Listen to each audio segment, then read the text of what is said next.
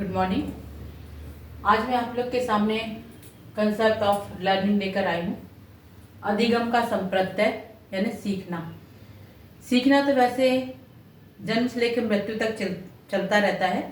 व्यक्ति जीवन भर सीखता है जब तक कि उसकी जीवन समाप्त नहीं हो जाता, मतलब जन्म से लेकर मृत्यु तक।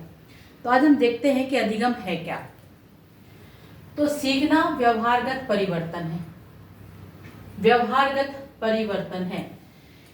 इसको हम एक उदाहरण से समझेंगे। जब बच्चा जन्म लेता है तो वो रोता है।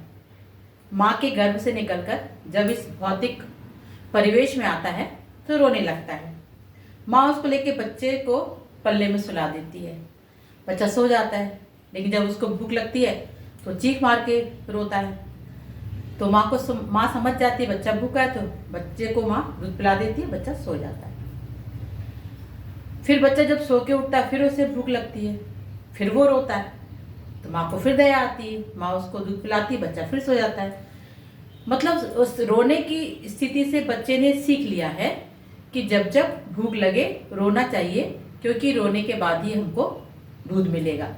मतलब ये उसके अंतर्गत व्यवहारगत परिवर्तन आ गया कि जब जब उसको भूख लगने लगी और वो रोने लगा।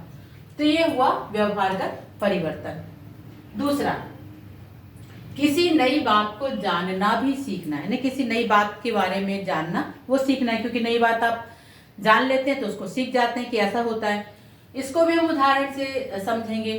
जेम्स वाट बैठा था, एक डेगची में पानी उबल रहा था, वो खड़खड़ की आवाज़ कर रहा था। वो जो डेगची थी वो ढकी हुई थी, और जब वो खड़खड़ की आवाज़ कर रही थी तो जेम्स वाट ने उसके ऊपर एक वजन रख दिया, उसके बावजूद भी ढक्कन खड़खड़ाहट की आवाज़ आ रही थी।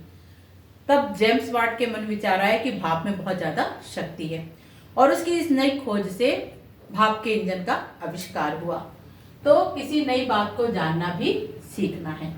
तीसरा, सीखना किसी स्थिति के प्रति सक्रिय प्रतिक्रिया है।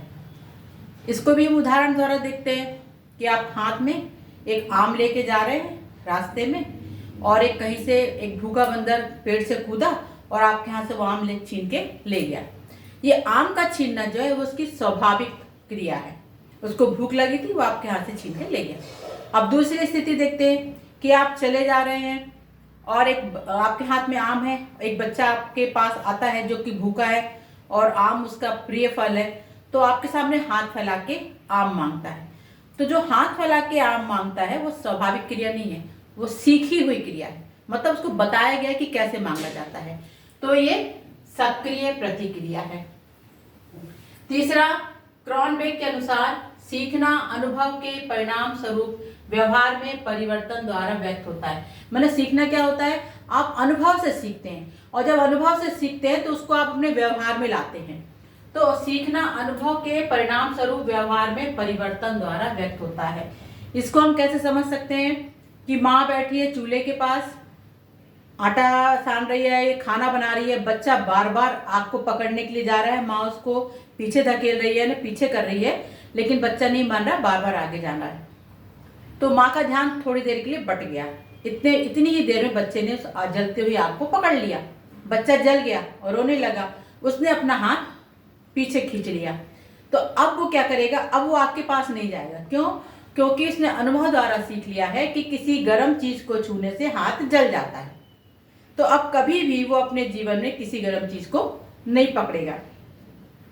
इसके द्वारा एक और उदाहरण के द्वारा भी इसे समझ सकते हैं कि ये हमको पता है कि गीले हाथ से इलेक्ट्रिक के खुले तारों को नहीं छूना चाहिए, उससे करंट लगता है।